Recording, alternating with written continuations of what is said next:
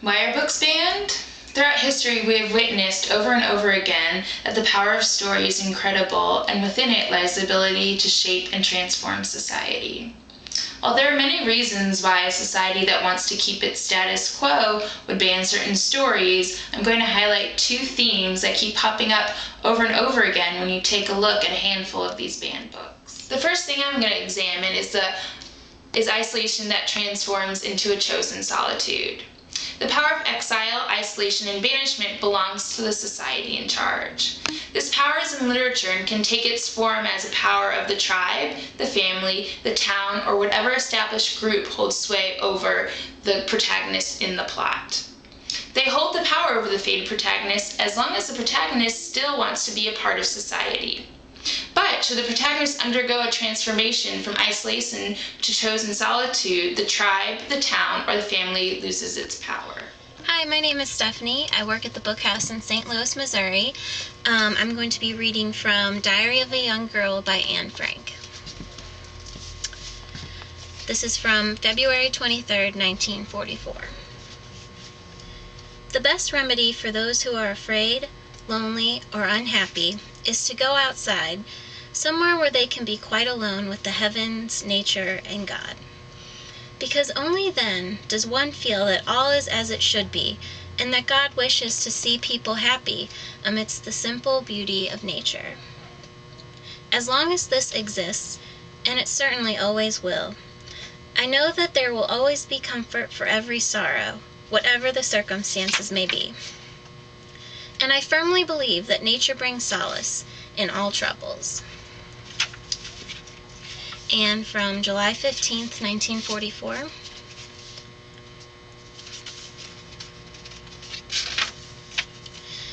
It's really a wonder that I haven't dropped all my ideals, because they seem so absurd and impossible to carry out.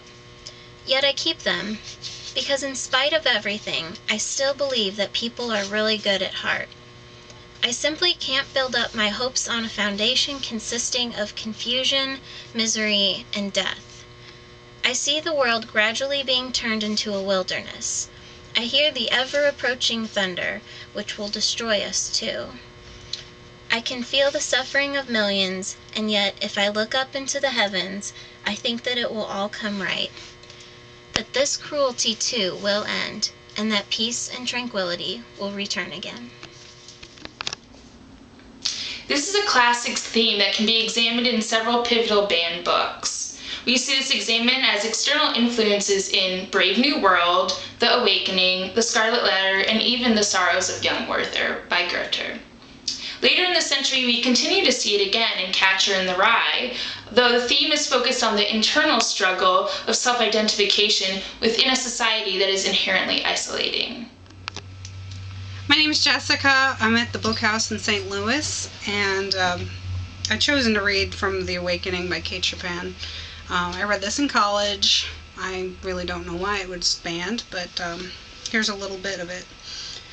Without even waiting for an answer from her husband regarding his opinion or wishes in the matter, Edna hastened her preparations for quitting her home on Esplanade Street and moving into the little house around the block. A feverish anxiety attended her every action in that direction.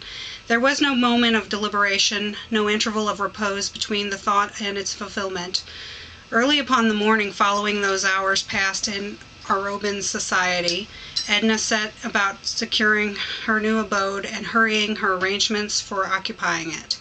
Within the precincts of her home, she felt like one who had entered and lingered within the portals of some forbidden temple in which 1,000 muffled voices bade her begone. Whatever was her own in this house, everything which she had acquired aside from her husband's bounty, she caused to be transported to the other house, supplying simple and meager deficiencies from her own resources. Arobin found her with rolled sleeves working in company with the housemaid when he looked in during the afternoon. She was splendid and robust, and had never appeared handsomer than in the old blue gown and a red silk handkerchief knotted in random around her head to protect her hair from the dust. She was mounted upon a high step-ladder, unhooking a picture from the wall when he entered. He had found the front door open, and had followed his ring by walking in unceremoniously.